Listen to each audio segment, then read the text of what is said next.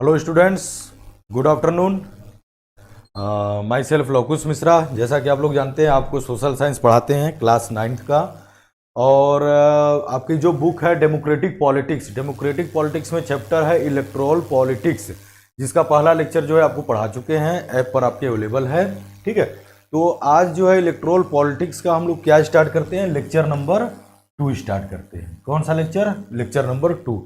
तो lecture number 1 जहाँ से हमने ख़त्म किया है, वहीं से उसके आगे फिर लेक्चर नंबर 2 हम लोग स्टार्ट करते हैं। ठीक है, तो लेक्चर नंबर 1 में लास्ट पॉइंट्स जो मैं बताया था आपको कि वह इलेक्टोरल कंपटीशन का, जो इलेक्शन में कंपटीशन होता है तमाम पॉलिटिकल पार्टी और उनके कैंडिडेट्स का, तो उसके कुछ मेरिट और डीमेरिट्स के बारे में मैं बात कर रहा था। तो लास्ट जो है उसका डीमेरिट जो है, जो कमियां हैं पॉलिटिकल कंपटीशन में, जो कमियां हैं उसके बारे में हम लोग डिस्कस किए थे। आज जो हम किस पे डिस्कस करेंगे, उसके मेरिट पे। किस पे? मेरिट पे। मेरिट मतलब इसमें क्या अच्छाइयाँ हैं, जो पॉलिटिकल कंपटीशन है उसमें क्या खूबी है, क्या अच्छाई है, क्या मेरिट है ना। तो पॉइंट टू पॉइंट देखिए। फर्स्ट पॉइंट जो है वह क्या कर रहा है, फर्स्ट पॉइंट हम बता रहे हैं कि regular electoral competition provide incentive to political party and leader if they can satisfy the voter with their work, they will be able to win again। पहला पॉइंट और पहला लाइन और दूसरा लाइन, 2 लाइन में यह सेंटेंस आपका complete हो रहा है। पहले लाइन में क्या है कि जब इलेक्टोरल कंपटीशन होता है और रेगुलर यहाँ पे क्या है, जो रेगुलर इंटरवल है जिसके बारे में मैं बताया था 5 ईयर, रेगुलर इंटरवल पे जब इलेक्शन कंपटीशन होता है तो उसमें पॉलिटिकल पार्टी और उनके पॉलिटिकल लीडर पार्टिसिपेट करते हैं। ठीक है, जो पब्लिक है, जो सिटीजन्स हैं इंडिया के, वे अगर उनके काम से, जो वोटर हैं, जो वोटिंग करते हैं, वह अगर उनके काम से सेटिस्फाई है ना, if they can satisfy the voters with their work, उनके काम से अगर हम लोग सेटिस्फाई हैं, they will be able to win again, then हम उनको अगेन फिर से इलेक्ट करेंगे। ठीक है, उनको फिर से जिताएंगे। और यदि उनके काम से हम सेटिस्फाई नहीं है कि उन्होंने 5 ईयर जो उनका टेन्योर रहा उसमें रहते हुए पब्लिक वेलफेयर में उन्होंने काम नहीं किया, डेवलपमेंट के काम नहीं किए, जिसके लिए उनको हमने इलेक्ट किया था, वह सारा काम उन्होंने नहीं किया, देन इलेक्शन कंपटीशन जब होगा नेक्स्ट टाइम में, देन हम उनको इलेक्ट नहीं करेंगे। क्या करेंगे? Choose the other candidate. इसको पब्लिक क्या करेगी? अदर कैंडिडेट को, क्योंकि हर कंपटीशन जो इलेक्टोरल कंपटीशन होता है उसमें कई ढेर सारी पॉलिटिकल पार्टियां और उनके कैंडिडेट पार्टिसिपेट करते हैं। ठीक है, सेकेंड पॉइंट देखिए। If a political party is motivated only by the desire to be in power, even then it will be forced to serve the people. जो पॉलिटिकल पार्टी हैं, यह ध्यान दीजिएगा, गवर्नमेंट कौन फॉर्म करता है? पॉलिटिकल पार्टी ही करती है, और उनके जो लीडर हैं वही जो है वह मिनिस्टर्स बनते हैं। ठीक है, अगर वह पावर में आते हैं, ठीक है, अगर वह पावर में आते हैं और काम करते हैं, देन तो उनको इलेक्ट हम करेंगे, अदरवाइज नहीं करेंगे। तो उनके ऊपर भी एक फोर्स होता है, एक तरह का पब्लिक का प्रेशर होता है, या उनको ये प्रेशर रहता है कि नेक्स्ट टाइम अगर हमें विन करना है, इलेक्शन विन करना है, कंपटीशन में बने रहना है, तो हमें पब्लिक वेलफेयर में अच्छे काम करने पड़ेंगे, अदरवाइज जो है पब्लिक किसी अदर को चूज करेगी। ठीक है, तो एक तरह से उनके ऊपर प्रेशर रहता है कि वह पब्लिक की सेवा करें, लोगों की सेवा करें, उनको जिस काम के लिए इलेक्ट किया गया है वह वो करें। एक तरह का उनके ऊपर पॉलिटिकल पार्टी और पॉलिटिकल लीडर्स जो होते हैं उनके ऊपर भी एक तरह का फोर्स बना होता है। ठीक है, बात समझ में आई? नेक्स्ट पॉइंट देखिए। It reveals the real motive of political party. यह जो सेकेंड और फर्स्ट पॉइंट बताएं आपको, फर्स्ट और सेकेंड पॉइंट बताएं, it reveals the real motive. यह रियल मोटिव है क्या? कि एक रेगुलर इंटरवल पे इलेक्शन कंपटीशन होता है तो पॉलिटिकल पार्टियों के लिए। ठीक है, अदरवाइज इसमें और भी चीजें हैं, आप समझ सकते हैं कि अगर पॉलिटिकल कंपटीशन नहीं हो तो पॉलिटिकल कंपटीशन कब होगा? जब इलेक्शन होंगे तब होगा। अगर ये हम कहें कि इलेक्टोरल कंपटीशन नहीं होना चाहिए या नहीं होगा, तो नहीं होगा तो मतलब इलेक्शन भी नहीं होगा। फिर इलेक्शन नहीं होगा तो फिर इन पॉलिटिकल पार्टियों की क्या नेसेसिटी रह जाएगी? कोई नेसेसिटी नहीं रह जाएगी। एग्जाम्पल आपका चाइना का बता चुके, बहुत बड़ा एग्जाम्पल है कि तमाम वहाँ पॉलिटिकल पार्टियाँ जैसे कि इंडिया में है वहाँ पे नहीं है। चाइनीज कम्युनिस्ट पार्टी है, बाकी दूसरी पॉलिटिकल पार्टियां हैं, लेकिन उनका कोई वैल्यू नहीं है। वह इलेक्शन कंपटीशन जो होता है उसमें पार्टिसिपेट नहीं कर सकती हैं। शर्त के अनुसार कर सकती हैं कि उनको चाइनीज कम्युनिस्ट पार्टी से उनको परमिशन लेना होगा, देन तो वह इलेक्टोरल कंपटीशन में पार्टिसिपेट कर सकती हैं। तो यहाँ जो है पॉलिटिकल पार्टियों का जो वजूद है हम कहेंगे वह किस पे है कि इलेक्टोरल कंपटीशन पे है। अगर वह उस कंपटीशन में बने रहें तो उनका वजूद है, अस्तित्व है, बने रहेंगे, अदरवाइज जो है वह नहीं रहेंगे। और कब इलेक्शन कंपटीशन में या कब बने रहेंगे, जबकि यह पब्लिक वेलफेयर में कंटिन्यू काम करते रहेंगे। और लास्ट पॉइंट की it give choice to voter to choose among the best. जब यह इलेक्टोरल कंपटीशन होता है तो इसमें ढेर सारे कैंडिडेट जो है पार्टिसिपेट करते हैं। हर कंस्टिट्यूएंसी में 10, 15, 20 कैंडिडेट जो है पार्टिसिपेट करते हैं। तो उसमें से जो बेस्ट होता है उसे चूज करने का हमारे पास चॉइस होता है, उसे इलेक्ट करने का। कि हमारे पास जैसे एग्जांपल के तौर पे कि अगर एक ही कैंडिडेट पार्टिसिपेट कर रहा है देन हमारे पास जो है कोई चॉइस नहीं है। लेकिन अगर एक से अधिक है, 10 है, जैसे लगभग जो है हमारे कंट्रीज में जो है मिनिमम तो एक एवरेज मान लिया जाए तो 10 या उससे अधिक ही रहते हैं। हर कंस्टिट्यूएंसी में कैंडिडेट पार्टिसिपेट करते हैं इलेक्टोरल कंपटीशन में।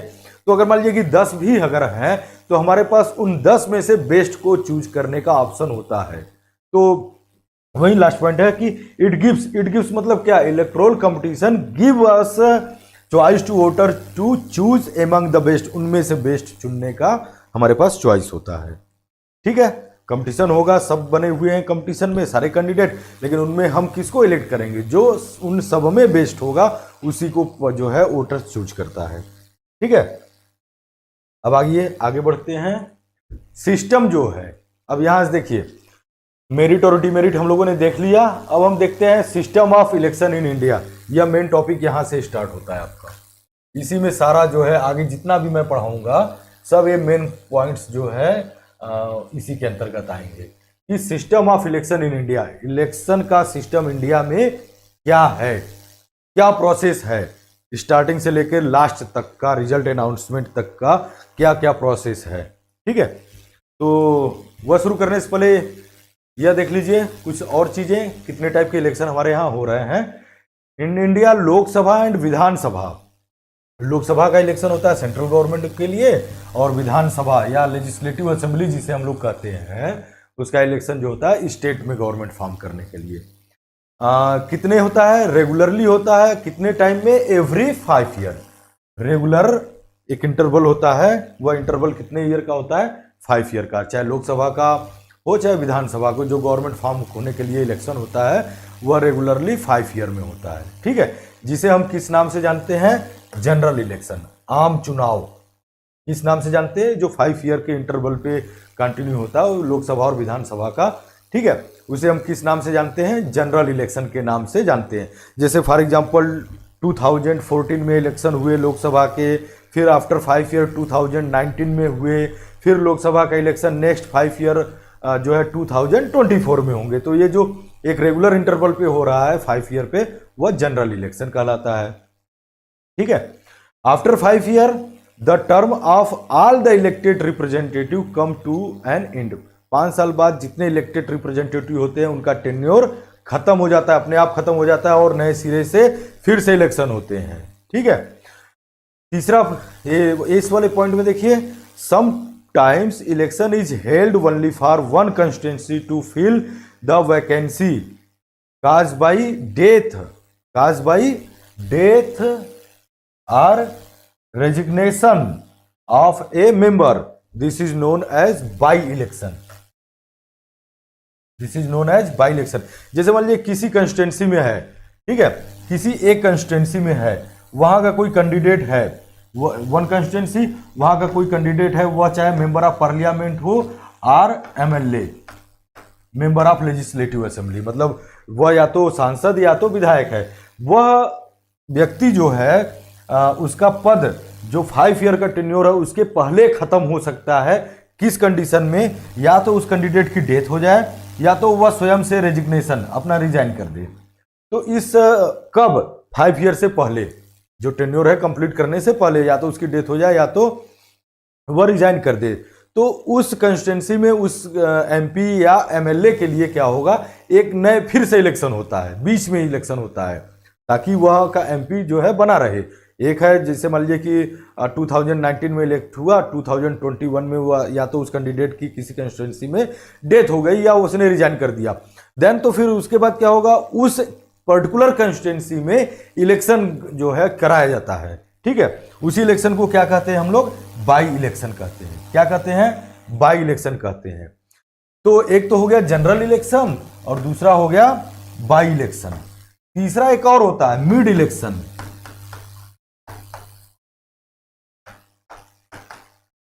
मिड इलेक्शन, ये मिड इलेक्शन क्या होता है, जब एक elected government as a general election हुआ, एक इलेक्टेड गवर्नमेंट फॉर्म हुई, ठीक है, लेकिन उसका जो टेन्योर है कितना, 5 ईयर है, वह 5 ईयर कंप्लीट नहीं कर पाती है।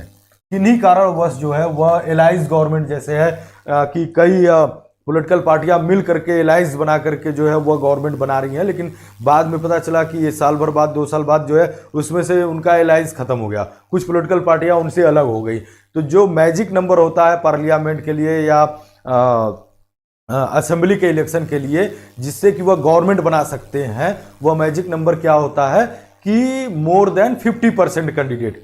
तो मोर देन 50% कैंडिडेट जब नहीं रह पाते हैं तो गवर्नमेंट जो है आगे रन नहीं कर पाती है।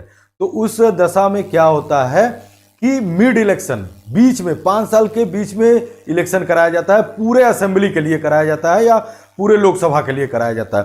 जैसे फॉर एग्जांपल आपको बताएं कि 1996 में अटल बिहारी वाजपेयी की गवर्नमेंट फॉर्म हुई, एलाइज गवर्नमेंट थी, ठीक है, मतलब बीजेपी ने अकेले जो है जो मैजिक नंबर था लोकसभा के लिए 272 वह हासिल नहीं कर पाया, उससे कम रह गए, लेकिन दूसरी जो है रीजनल पार्टियों से उन्होंने गठबंधन किया, एलाइज किया, कोलाइज किया और गवर्नमेंट फॉर्म किया। लेकिन बाद में जो है जब लोकसभा में जब जो है मेजोरिटी प्रूफ करने की बारी आई तो पता चला कि अटल बिहारी वाजपेयी ने जो गवर्नमेंट फॉर्म किया है उनके पास वो मैजिक नंबर नहीं है, उनके साथ जो है 272 लोकसभा के कैंडिडेट नहीं है। तो क्या हुआ कि ओनली 13 डेज में यह गवर्नमेंट जो है वह फ्लॉप हो गई। और कोई दूसरी पॉलिटिकल पार्टियां या और जो भी थे वह गवर्नमेंट बनाने की स्थिति में नहीं रहे। तो इस दशा में क्या हुआ कि फिर से इलेक्शन हुआ, पूरे लोकसभा के लिए फिर से इलेक्शन हुआ। तो इस तरह के इलेक्शन को क्या कहते हैं, मिड इलेक्शन कहते हैं। मध्यावधि चुनाव, मध्य में, बीच में हो रहा है मिड इलेक्शन, ठीक है। जो टेन्योर है 5 ईयर उसके बीच में हो रहा है और किसी एक कंस्टिट्यूंसी के लिए नहीं हो रहा है। अगर एक कंस्टिट्यूंसी के लिए ही केवल होता डेथ या रिजाइन करने पे तो वह तो बाई इलेक्शन कहलाता, लेकिन जब पूरी असेंबली या पूरे लोकसभा के लिए हो रहा है तो वह क्या कहलाएगा, मिड इलेक्शन, ठीक है। टेन्योर कंप्लीट होने, 5 ईयर का टेन्योर कंप्लीट होने से बीच में ही अगर हो रहा है तो यह 3 तरह के इलेक्शन आपके यहाँ इंडिया में होते हैं, एक जनरल इलेक्शन, मिड इलेक्शन और by election. There are 3 type of election, ठीक है। आगे बढ़ते हैं फिर इलेक्टोरल कंस्टिट्यूंसी। यह देखिए प्रोसेस में, इलेक्शन होने के प्रोसेस में, ये तो आपको जो अभी बताया हुआ there are 3 type of election. अब यहां से पॉइंट स्टार्ट होता है, पहला स्टेप क्या होता है इलेक्शन का कि इलेक्टोरल कंस्टिट्यूंसी, जो कंस्टिट्यूंसी है वह डिसाइड की जाती है लोकसभा के लिए और विधानसभा असेंबली के लिए कि कंस्टिट्यूंसी क्या है, ठीक है।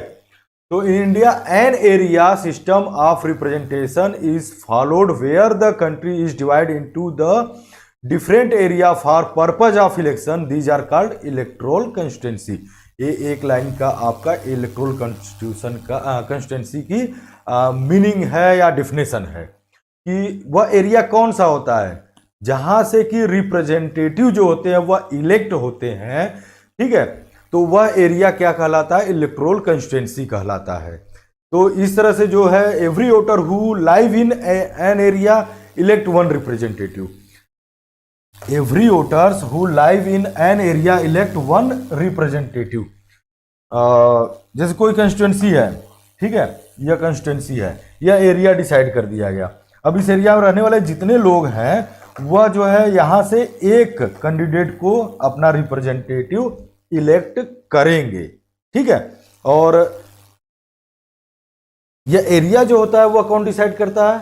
इलेक्शन कमीशन ऑफ इंडिया, क्योंकि इलेक्शन का सारा प्रोसेस जो स्टार्टिंग से एंड तक का है वो प्रोसेस कराने का रिस्पॉन्सिबल कौन है, वह कौन सी एजेंसी है? वह इंडियन गवर्नमेंट की है। वह कौन सी एजेंसी है काम करती है? इंडिपेंडेंट वे में काम करती है। ध्यान दीजिएगा, इलेक्शन कमीशन ऑफ इंडिया जो है इंडिपेंडेंट वे में काम करती है। ठीक वैसे ही इंडिपेंडेंट वे में काम करती है जैसे कि हमारी जुडिशरी करती है। जैसे कि हमारी जुडिशरी जो है वह इंडिपेंडेंट है, इंडिपेंडेंट वे में काम करती है, उसी तरह से इंडिपेंडेंट वे में इलेक्शन कमीशन ऑफ इंडिया काम करता है। और यह एरिया जो कंस्टिट्यूएंसी जो हम कह रहे हैं कि एक एरिया जो है डिसाइड किया जाता है एक कंस्टिट्यूएंसी के लिए, जिसे इलेक्टोरल कंस्टिट्यूएंसी कहा जाता है। यह डिसाइड कौन करता है, या पूरे कंट्री को इलेक्टोरल कंस्टिट्यूएंसी में डिवाइड जो किया जाता है वह कौन करता है? वह इलेक्शन कमीशन ऑफ इंडिया करता है। जैसे फॉर एग्जांपल लोकसभा के इलेक्शन की बात करें तो लोकसभा के इलेक्शन में क्या है कि India is divided into 543 constituency. 543 constituency में इंडिया को डिवाइड किया गया है और एवरी कंस्टिट्यूंसी से एक रिप्रेजेंटेटिव इलेक्ट होता है और वह मेंबर ऑफ लोकसभा कहलाता है, ठीक है। The representative elect from each constituency, एक जो है रिप्रेजेंटेटिव एक कंस्टिट्यूंसी से इलेक्ट होता है। वैसे एवरी कंस्टिट्यूंसी में एक नहीं कई ढेर सारे कैंडिडेट जो है पार्टिसिपेट करते हैं, इलेक्शन कंपटीशन होता है जैसा कि मैं बताया हूं, लेकिन उसमें से जो सबसे अधिक वोट पाता है, जो इस कंस्टिट्यूंसी के रहने वाले वोटर्स हैं, वह सबसे अधिक जिसको पसंद करते हैं, जिसको वोट देते हैं, वही विनिंग कैंडिडेट होता है और वह इस कंस्टिट्यूंसी का क्या कहलाता है? रिप्रेजेंटेटिव कहलाता है। अगर वह कंस्टिट्यूंसी का इलेक्शन जो है लोकसभा के लिए हो रहा है तो वह मेंबर ऑफ लोकसभा कहलाएगा और लोकसभा में उसकी एक सीट पक्की हो जाएगी, ठीक है। इतनी बात समझ में आई इलेक्टोरल कंस्टिट्यूंसी की। आगे विधानसभा का इलेक्शन की बात करें तो each state is divided into specific number of assembly constituency and the elected representative of each assembly is called MLA। अभी लोकसभा के इलेक्शन होता है तो क्या कहते, जो रिप्रेजेंटेटिव होता है उसे क्या कहते हैं? Member of parliament, MP, member of parliament, जिसे हम आम बोलचाल की भाषा में क्या कहते हैं? सांसद कहते हैं। ठीक उसी तरह से जब विधानसभा का इलेक्शन राज्यों में, उत्तर प्रदेश, बिहार, राजस्थान, गुजरात, कोई भी 28 स्टेट है, जब वहां पे विधानसभा का इलेक्शन होता है तो विधानसभा के इलेक्शन में भी ठीक उसी तरीके से कंस्टिट्यूंसी को डिवाइड किया जाता है, छोटी छोटी कंस्टिट्यूंसी में डिवाइड किया जाता है, ठीक है। जैसे आपको एग्जांपल के तौर पे बताएं तो यूपी का बताएं अगर, तो यूपी में लोकसभा की 80 कंस्टिट्यूंसी है, ठीक है। यूपी में 80 है किसकी? लोकसभा की। लेकिन ये विधानसभा की जब है तो 425 है। कितने? 425 है। तो कंस्टिट्यूंसी जो है वह इलेक्शन वाइज डिवाइड है। वह इलेक्शन लोकसभा का हो रहा है कि विधानसभा का हो रहा है। यदि लोकसभा का हो रहा है तो यूपी का जितना एरिया है उसको 80 कंस्टिट्यूंसी में डिवाइड किया गया। लेकिन अगर इलेक्शन असेंबली के लिए है, विधानसभा के लिए है, तो उसको और छोटे छोटे पार्ट में डिवाइड कर दिया जाता है।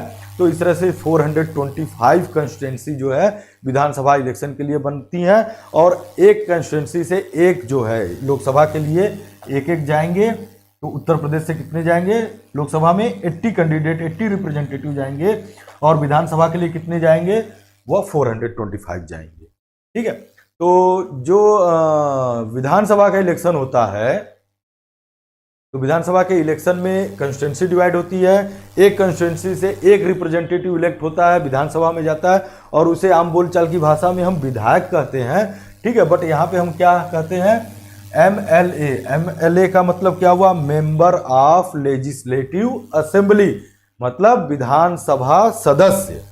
लेजिस्लेटिव असेंबली मतलब विधानसभा, मेंबर मतलब सदस्य। सदस्य किसका? विधानसभा का सदस्य, ठीक है। ठीक उसी तरह से और लोकल लेवल पे आते हैं तो द सेम प्रिंसिपल, जिस तरह से कंस्टिट्यूंसी डिवाइड हुई लोकसभा की, विधानसभा की, वैसी कंस्टिट्यूंसी डिवाइड होती है किसके लिए? पंचायत के लिए और म्युनिसिपल इलेक्शन के लिए, ठीक है। लोकल लेवल पे दो तरह की गवर्नमेंट होती है ना, अर्बन एरिया और रूरल एरिया के लिए। तो रूरल एरिया के लिए कौन सा, पंचायत, और अर्बन एरिया के लिए कौन सा, म्यूनिसिपल का इलेक्शन होता है।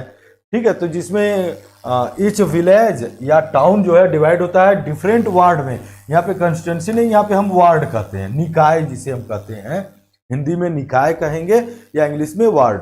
तो एवरी विलेज, विलेज है या टाउन है, सिटी है, उसको वार्ड वाइज जो है, छोटे छोटे वार्ड वाइज डिवाइड किया जाता है, और एक वार्ड से जो है एक रिप्रेजेंटेटिव इलेक्ट होता है।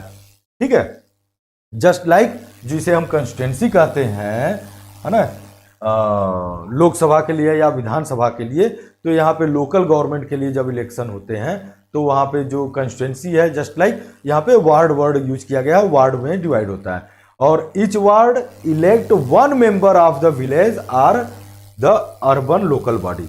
अर्बन या रूरल लोकल बॉडी जो है, वहाँ से हर वार्ड से, एवरी वार्ड से जो है एक मेंबर जो है वह इलेक्ट होता है, जस्ट लाइक लोकसभा या विधानसभा के इलेक्शन के जैसा। ठीक है, नेक्स्ट रिजर्व कंस्टिट्यूंसी। जितनी कंस्टिट्यूंसी है, लोकसभा के लिए कितनी कंस्टिट्यूंसी आपको पता है, 543 कंस्टिट्यूंसी। इसी 543 कंस्टिट्यूंसी है तो मेंबर ऑफ पार्लियामेंट कितने हुए, 543 हुए। अब 543 कैंडिडेट जो है, रिप्रेजेंटेटिव जो है, इलेक्ट होकर के लोकसभा में गए। अब इसमें से मोर देन 50%, तो मोर देन 50% कितना हो जाएगा, इसका 272 हो जाएगा। यही मैजिक नंबर है गवर्नमेंट फॉर्म करने के लिए। किस लिए, गवर्नमेंट फॉर्म करने के लिए। 272 नंबर जो है, जिस पॉलिटिकल पार्टी का हो जाएगा, उसके कैंडिडेट विनिंग हो जाएंगे, वह उतना या उससे अधिक हो जाएगा, वह गवर्नमेंट बनाएगा। ठीक है, तो इन 543 जो कंस्टिट्यूंसी है जहां से रिप्रेजेंटेटिव इलेक्ट होते हैं, इसमें से बहुत सारी कंस्टिट्यूंसी को रिजर्व किया जाता है। किसके लिए रिजर्व सीट की व्यवस्था की जाती है, शेड्यूल कास्ट के लिए और शेड्यूल ट्राइब के लिए, एससी और एसटी के लिए। ठीक है, ठीक वैसे ही विधानसभा के इलेक्शन के लिए भी है, ठीक उसी तरीके से जो है विधानसभा के लिए भी है।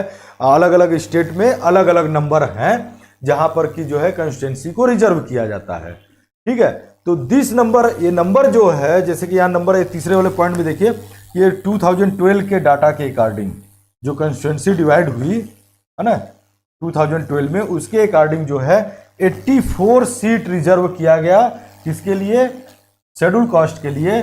और 47 कितने में से, यही 543 में से 47 सीट्स जो है रिजर्व किया गया, किसके लिए, शेड्यूल ट्राइब के लिए। किस इलेक्शन के लिए, लोकसभा के लिए। ठीक है, और ये जो नंबर है, जो 84 आपको बताया, 84 नंबर है शेड्यूल कास्ट के लिए और 47 शेड्यूल ट्राइब के लिए। वह क्या है कि दिस नंबर क्या है कि is in proportion to their share in total population, कि शेड्यूल कास्ट और शेड्यूल ट्राइब का शेयर कितना है, उनकी पॉपुलेशन कितना टोटल पॉपुलेशन में से।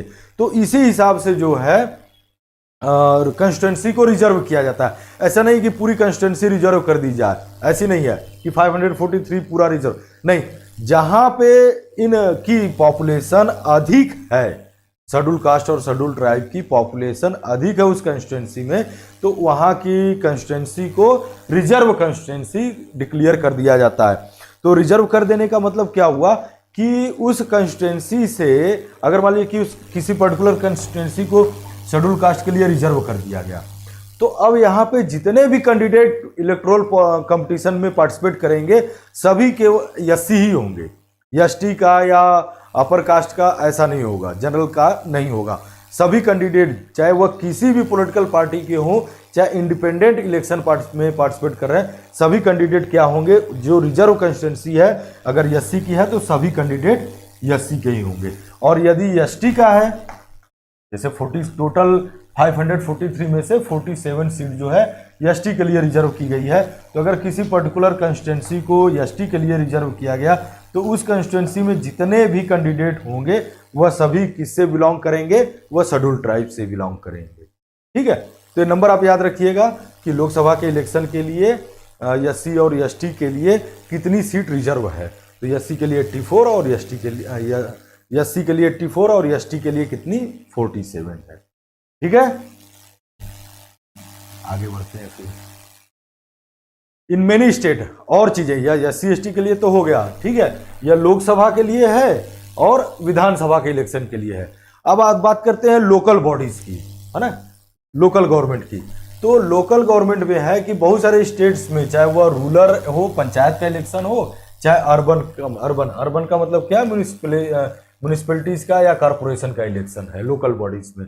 यहाँ पे कुछ सीटें जो है वह बैकवर्ड क्लासेस, मतलब OBC, अदर बैकवर्ड क्लासेस के लिए भी रिजर्व की जाती हैं। ध्यान रखिएगा, लोकसभा के इलेक्शन में और विधानसभा के इलेक्शन में OBC के लिए रिजर्व कंस्टिट्यूंसी नहीं है।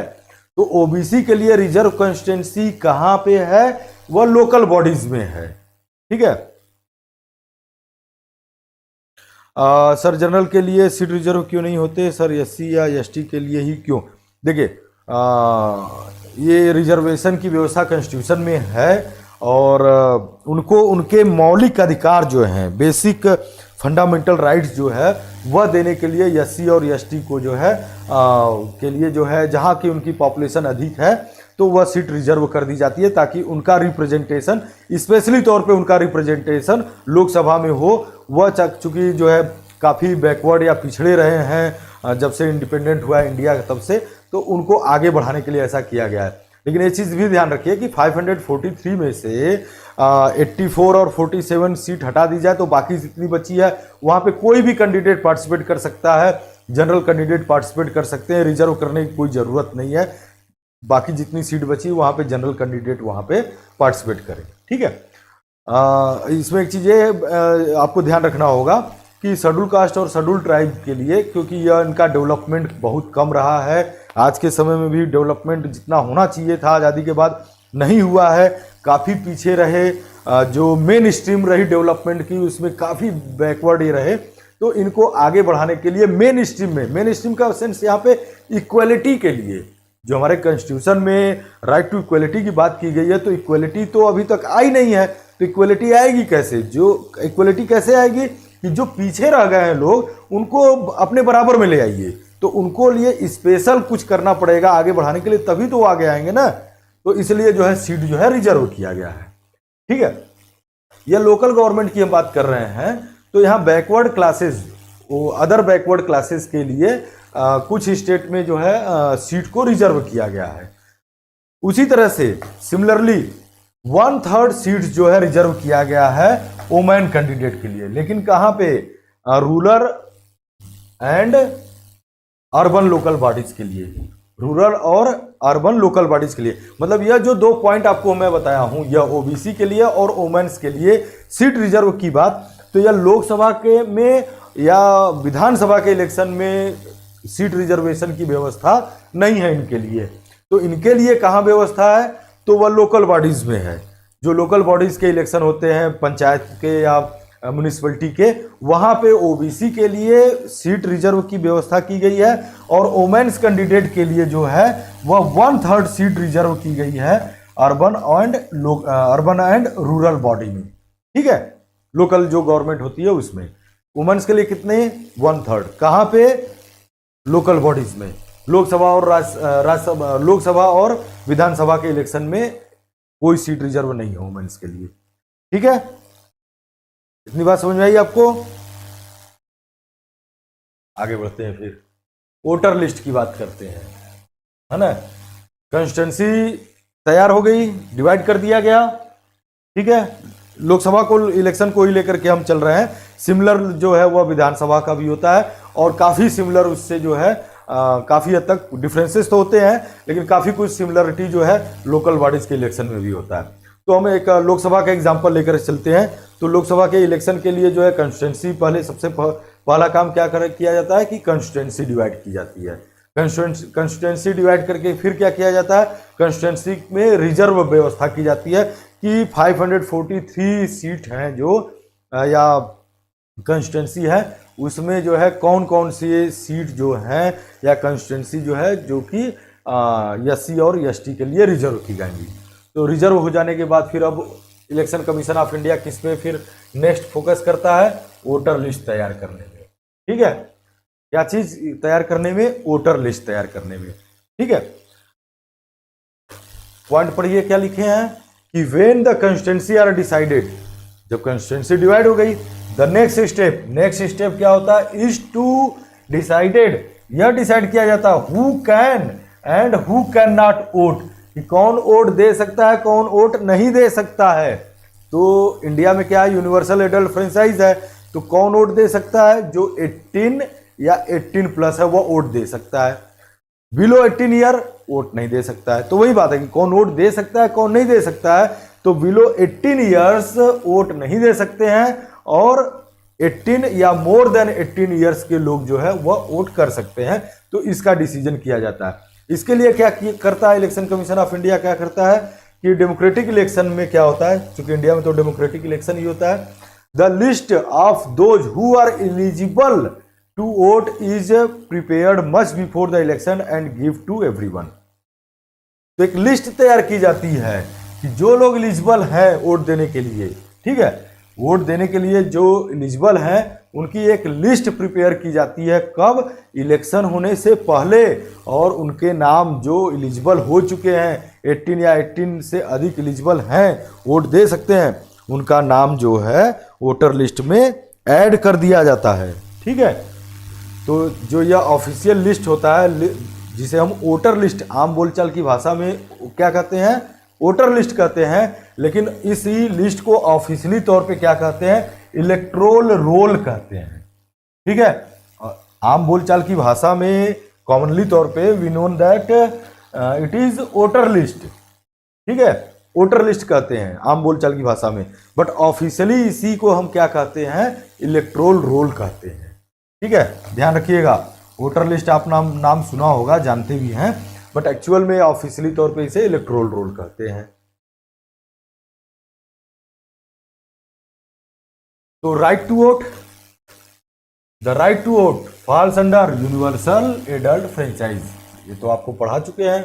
यूनिवर्सल एडल्ट फ्रेंचाइज क्या होता है, कि इसका मीनिंग क्या होता है कि all the citizen age 18 and above, all the citizens की बात हो रही है, इसमें किसी भी प्रकार का कोई डिस्क्रिमिनेशन नहीं है, किसी भी पर्सन के कास्ट, रिलीजन या जेंडर को लेकर के, एजुकेटेड है या अनएजुकेटेड है, इससे कोई फर्क नहीं पड़ता है, किसी भी कास्ट, किसी भी रिलीजन का हो, किसी भी जेंडर का हो, यदि वह इंडिया का सिटीजन है और उसका एज 18 या मोर देन 18 है, देन तो वह एलिजिबल है, उसे राइट टू वोट है, वह उसका नाम वोटर लिस्ट में ऐड होगा। ठीक है, इसी बात को one voter one vote one value, one person one vote one value की जो बात हमने आपको बताया था, क्या, one person one vote and one value की बात बताया था, वही चीज क्या है, यूनिवर्सल एडल्ट फ्रेंचाइज है, जो कि इंडिया में होने वाले इलेक्शन को डेमोक्रेटिक इलेक्शन बनाता है। ठीक है, आगे इसी में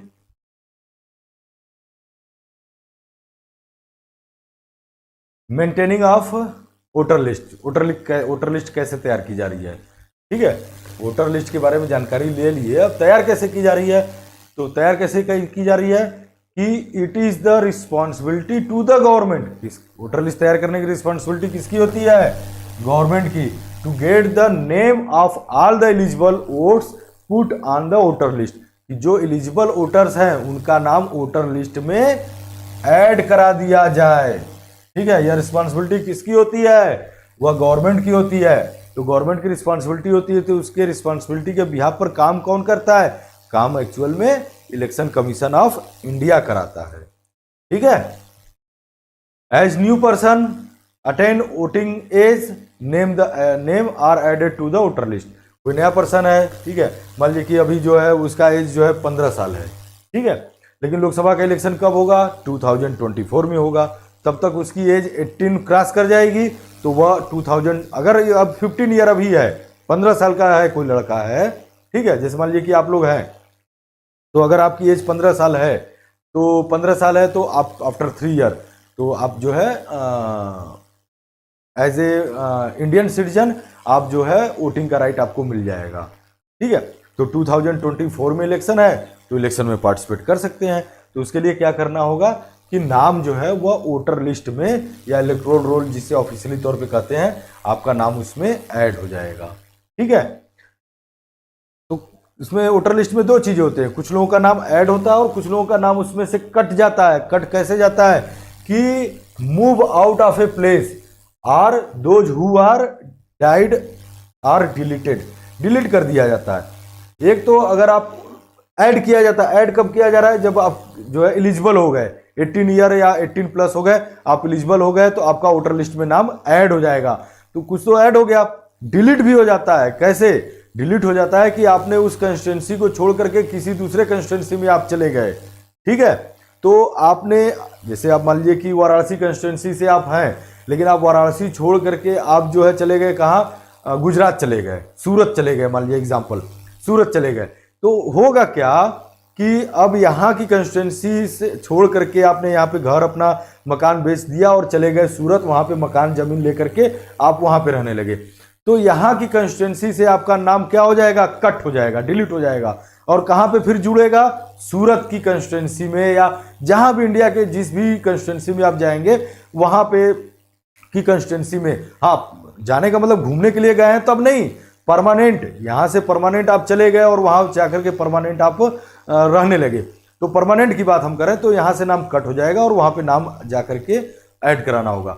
दूसरे नाम और कैसे डिलीट होता है कि एक तो आप चले गए तब, या तो कोई पर्सन है जिसकी डेथ हो जाए, तो जिसकी डेथ हो जाती है तो वह भाई जिसकी डेथ हो गई अब कैसे वोट देगा, नहीं देगा, तो उसका क्या होगा, वोटर लिस्ट से नाम काट दिया जाता है, ठीक है। तो यह फैमिली के मेंबर की रिस्पॉन्सिबिलिटी होती है। गवर्नमेंट की तो रिस्पॉन्सिबिलिटी है ही, गवर्नमेंट की तो रिस्पॉन्सिबिलिटी है कि नाम किसका ऐड करना है, किसका डिलीट करना है, लेकिन जो फैमिली है उसके मेंबर जो है उनकी भी रिस्पॉन्सिबिलिटी होती है कि अगर वह एक प्लेस से दूसरे प्लेस मूव कर रहे हैं तो प्रेजेंट प्लेस जो है वहाँ की कंस्टिट्यूंसी से अपना वोटर लिस्ट से नाम कटवा दे, और जिस कंस्टिट्यूंसी में जाकर के वह परमानेंट रहने लगे हैं उस कंस्टिट्यूंसी में अपना नाम ऐड करा लें। या परिवार का कोई मेंबर जो है वह 18 प्लस हो रहा है तो उसका नाम वोटर लिस्ट में ऐड करवाया जाए, या फैमिली का कोई मेंबर है, बड़ा बुजुर्ग है, एज हो गया, डेथ हो गया, तो डेथ हो गया तो अब उसका नाम जो है वोटर लिस्ट से कटवा दिया जाए। तो गवर्नमेंट के साथ साथ लोगों की भी यह रिस्पॉन्सिबिलिटी होती है, ठीक है। A complete, last point, a complete revision of the list take place every 5 year. Every 5 year में यह जो है लिस्ट जो है फिर से प्रिपेयर होती है, क्योंकि हर 5 साल में चीज़ें बदल जाती है। हर 5 साल बाद जो है नए वोटर्स जो है ऐड हो जाते हैं और कुछ वोटर्स को डिलीट किया जाता है। तो एवरी 5 ईयर में लोकसभा के और विधानसभा के इलेक्शन में और लोकल बॉडीज के इलेक्शन, जो तीनों इलेक्शन जो होते हैं 5 ईयर में होते हैं, उसमें नाम जो है प्लस और माइनस किया जाता है, ठीक है। वोटर लिस्ट नए सिरे से प्रिपेयर की जाती है, ठीक है। बात समझ में आई स्टूडेंट्स? अब आइए देखिए, election photo identity card EPIC, जिसे हम लोग आम बोलचाल की भाषा में क्या कहते हैं, वोटर कार्ड कहते हैं, ठीक है। क्या कहते हैं, वोटर कार्ड, ठीक है। तो आम बोलचाल की भाषा में वोटर कार्ड कहते हैं, बट एक्चुअल में पूरा नाम क्या है, EPIC। EPIC का मतलब election photo identity card, EPIC, ठीक है। ये देख रहे हैं आप, इस तरह का डिजिटल अब आने लगा है, इस तरह से बनने लगा है, आप लोग देखे होंगे, आपके घर में होगा। यह जो है क्या है, EPIC है, इलेक्शन फोटो आइडेंटिटी कार्ड है, ठीक है। In the last few year, और ये बहुत शुरू से नहीं है, लेकिन फिर भी जो है लगभग 15-20 सालों से यह है, और पहले रफली टाइप से बनता था, अभी जो है डिजिटल टाइप से, इस तरह से जैसे ATM कार्ड होता है ना, ATM कार्ड, उस तरह से जो है यह जो है वोटर ID कार्ड बनने लगा है।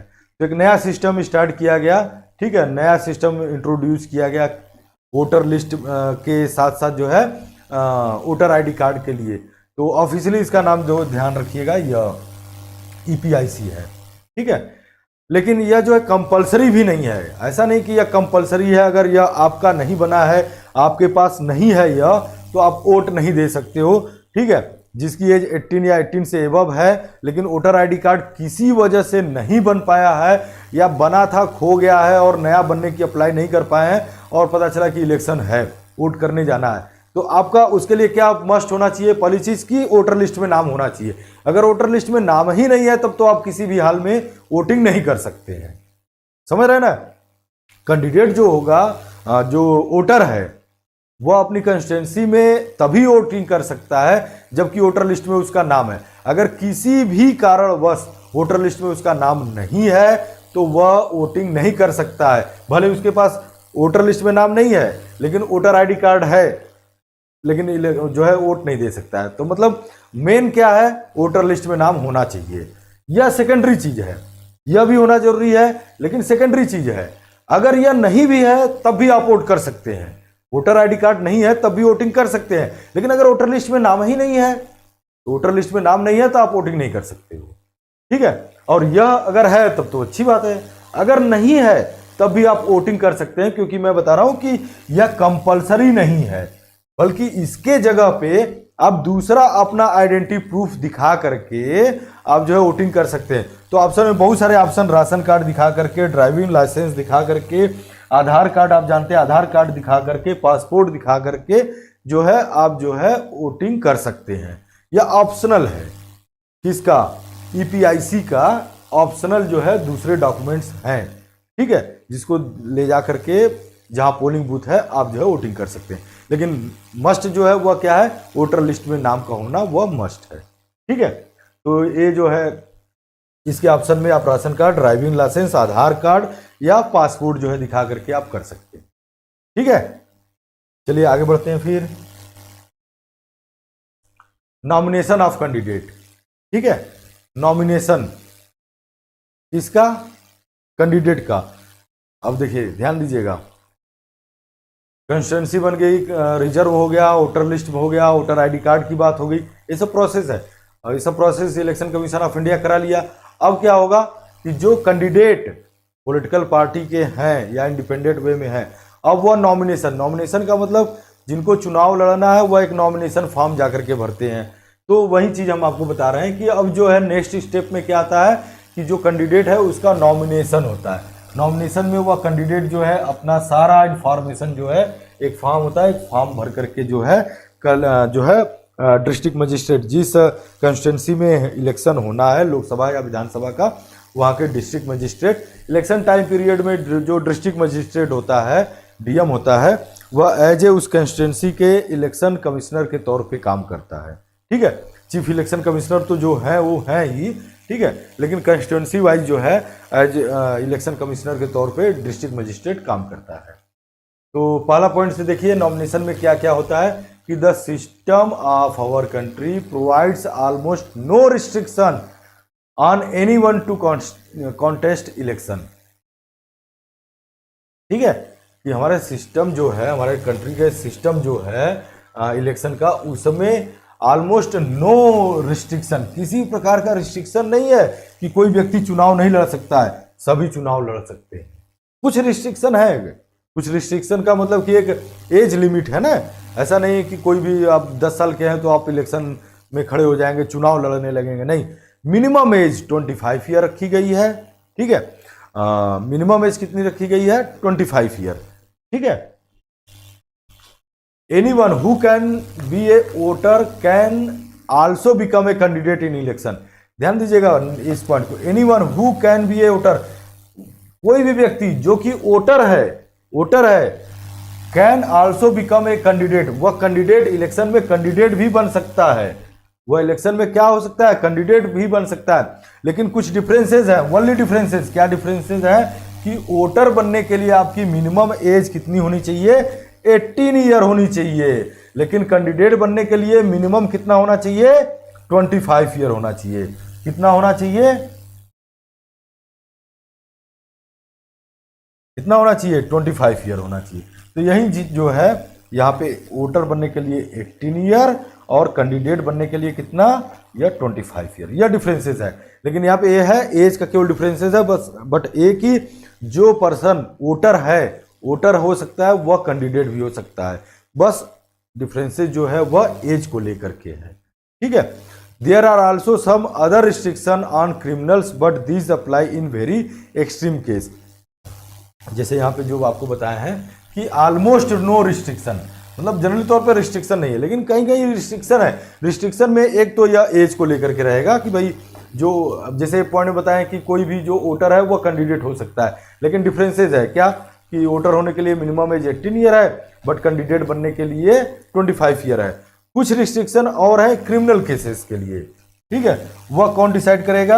वह कोर्ट डिसाइड करेगी कि कुछ ऐसे कैंडिडेट जिनके ऊपर भारी भरकम क्रिमिनल केसेस हैं, तो कोर्ट उनको भी चुनाव लड़ने से मना कर सकती है।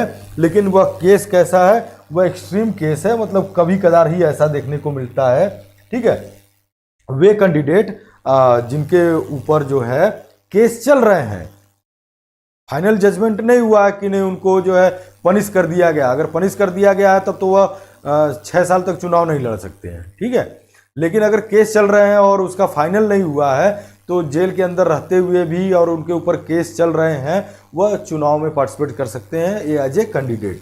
ठीक है, जैसे आपको एग्जाम्पल के तौर पर बताएं कि लालू प्रसाद यादव को, जो बिहार के भूतपूर्व चीफ मिनिस्टर थे, तो उनके ऊपर चारा घोटाले का आरोप लगा और वो आरोप फाइनल हुआ और उनको पनिश किया गया। तो उसमें क्या कि अब वह जो है 6 साल तक जो है चुनाव नहीं लड़ सकते हैं। 6 साल तक कब? जब उनकी सज़ा पूरी हो जाएगी तब तक तो नहीं लड़ेंगे, और सज़ा पूरी होने के बाद भी, सज़ा जो है पनिश किया गया है उसके बाद 6 साल तक जो है चुनाव नहीं लड़ सकते हैं। तो ऐसे जो है वह गिने चुने केसेस ही हैं, अदरवाइज केस चल रहे हैं तो कैंडिडेट जो है इलेक्शन में पार्टिसिपेट करते हैं। ठीक है,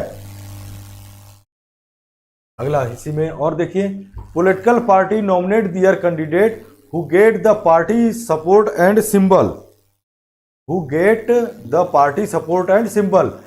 parties nomination is often called party ticket.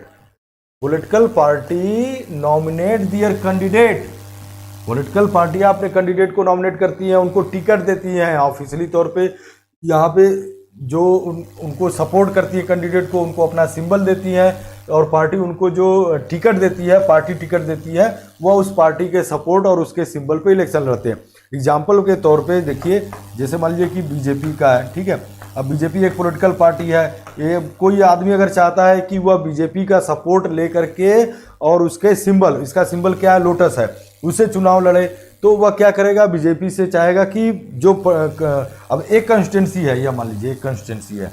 ठीक है, अब मैं क्या बताया कि इस कंस्टिट्यूंसी में बीजेपी का भी कैंडिडेट, समाजवादी पार्टी का, बीएसपी का, आम आदमी पार्टी का, कांग्रेस का, तमाम जो है कैंडिडेट, कुछ कैंडिडेट इंडिपेंडेंट वे में चुनाव लड़ेंगे। तो कौन बीजेपी से लड़ेगा, कौन डिसाइड करेगा? तो बीजेपी जिसको अपनी पार्टी टिकट देगी, अपना सपोर्ट देगा, अपना पार्टी का सिंबल देगा, वह बीजेपी के नाम पे यहाँ पे इलेक्शन लड़ेगी। जिस पार्टी को कांग्रेस का क्या हाथ का पंजा है, पाम ऑफ द हैंड, तो या समाजवादी पार्टी का है साइकिल है, तो सिंबल क्या मिल गया? उस कैंडिडेट को साइकिल का सिंबल मिल गया, पार्टी से टिकट मिला, तो वह एज ए ऑफिशियली तौर पे कैंडिडेट क्या होगा? यह माना जाएगा कि यह जो है समाजवादी पार्टी के या कांग्रेस, बीजेपी, जो भी पॉलिटिकल पार्टी हैं, उनके सपोर्ट से, उनके सिंबल लेकर के चुनाव लड़ा रहा। आपने देखा भी होगा। ठीक है, कुछ कैंडिडेट ऐसे भी होते हैं जो चुनाव लड़ना चाहते हैं कि हम जो है इलेक्शन में पार्टिसिपेट करेंगे, बट उन कैंडिडेट को किसी भी पार्टी का सपोर्ट या सिंबल नहीं मिल पाता है, तो वह इंडिविजुअल, इंडिपेंडेंट वे में चुनाव लड़ते हैं, और उनको जो है इलेक्शन कमीशन जो है अलग से जो है सिंबल जो है प्रोवाइड करता है, अलग कोई सिंबल उनको प्रोवाइड करता है, जिस सिंबल को लेकर के वे चुनाव लड़ते हैं। क्योंकि जिन पॉलिटिकल पार्टियों का सिंबल है, वह जिसको टिकट देती है, वो तो सिंबल उनका रिजर्व हो गया कि वह, अब ऐसा नहीं है कि कोई आदमी है, समाजवादी पार्टी ने उसको टिकट दिया, अपना सिंबल दिया कि साइकिल है, इस चुनाव लड़ो, और आप चाहें कि नहीं आप भी उसी साइकिल से चुनाव लड़े, तो ऐसा नहीं हुआ, जो है रिजेक्ट कर दिया जाएगा। जब नॉमिनेशन फॉर्म भरने जाएंगे तो इलेक्शन कमीशन उसको रिजेक्ट कर देगा। तो जो इंडिपेंडेंट कैंडिडेट होते हैं, उनको इलेक्शन कमीशन जो है अलग से जो है कोई ना कोई सिंबल जो है वह देता है। ठीक है, the candidate has no fill a nomination form and give some money as reserve. The candidate has to fill a nomination form. Candidate क्या करता है? एक नॉमिनेशन फॉर्म फिल करता है। क्या फिल करता है? Nomination form. एक फॉर्म, जैसे आप स्कूल में एडमिशन लेने जाते हैं तो फॉर्म भरते हैं ना, स्कूल में एडमिशन लेने जाते हैं तो मिलता है ना, फॉर्म मिलता है जिसमें आप अपना सारा डिटेल भरते हैं। तो उसी तरह से एक नॉमिनेशन फॉर्म जो है वह दिया जाता है, और कैंडिडेट जो है उस नॉमिनेशन फॉर्म को फिल करते हैं, और एज ए सिक्योरिटी डिपॉजिट के तौर पे कुछ पैसे, ठीक है, अलग अलग इलेक्शन के लिए, कंस्टिट्यूंसी के लिए जो है अलग अलग जो है डिसाइड किया गया है, एज ए सिक्योरिटी मनी, कुछ पैसा उनको वहां पे जमा कराना होता है। इसलिए आप कभी सुने होंगे तो उसमें क्या होता है कि एक मिनिमम, अगर जैसे इस कंस्टिट्यूंसी चुनाव 10-15 लोग लड़े, ठीक है, तो जीतेगा तो एक ही आदमी, बाकी तो हार जाएंगे। लेकिन हारने वालों में भी एक होता है कि आपको मिनिमम जितना वोटिंग हुआ, जितने परसेंट वोटिंग हुई है, उसमें से एक मिनिमम 1/10 या जो भी आपको मिलना चाहिए, उतनी वोट मिलना चाहिए। अगर मिला है तब तो जो सिक्योरिटी मनी आपको जो आपने डिपॉजिट किया था नॉमिनेशन फॉर्म भरते समय, वो आपको रिटर्न हो जाएगा। अदरवाइज यह सिक्योरिटी मनी जब्त कर ली जाती है, सीज कर ली जाती है ना। अगर एक मिनिमम वोटिंग परसेंटेज भी अगर आपको नहीं मिला है तो आपकी जो सिक्योरिटी मनी आपने डिपॉजिट किया है वह सीज कर ली जाती है। वही कहा जाता है कि उस आदमी का जो है जमानत जब्त हो गया। जमानत जब्त होने का मतलब जो सिक्योरिटी मनी आपने जमा किया था वह सीज हो गया, जब्त कर लिया गया। क्यों? क्योंकि एक मिनिमम जो वोटिंग परसेंटेज मिलना चाहिए वह भी आपको नहीं मिला है, ठीक है। तो इसलिए सिक्योरिटी, और जिसको मिला है उसको क्या, सिक्योरिटी मनी जो है वह वापस कर दी जाती है, ठीक है। इतनी बात समझ में आई? चलिए फिर आगे बढ़ते हैं। और क्या है,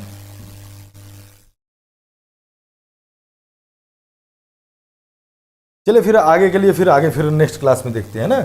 आज के लिए बस इतना ही करते हैं, जहां तक यह खत्म किए हैं इसके आगे का एक क्लास और आपका लेंगे, तब जाकर के यह कंप्लीट होगा। थोड़ा सा बहुत ज़्यादा नहीं, थोड़ा सा लंबा चैप्टर है, और पॉइंट टू पॉइंट आप देखते जाइए, एक एक चीज़ों को देखते जाइए, समझते जाइए जो प्रोसेस है कि इसके बाद यह होता है, इसके बाद यह होता है। ऐसा नहीं होता डायरेक्ट जो है हम लोग जाते हैं और वोट दे देते हैं, नहीं।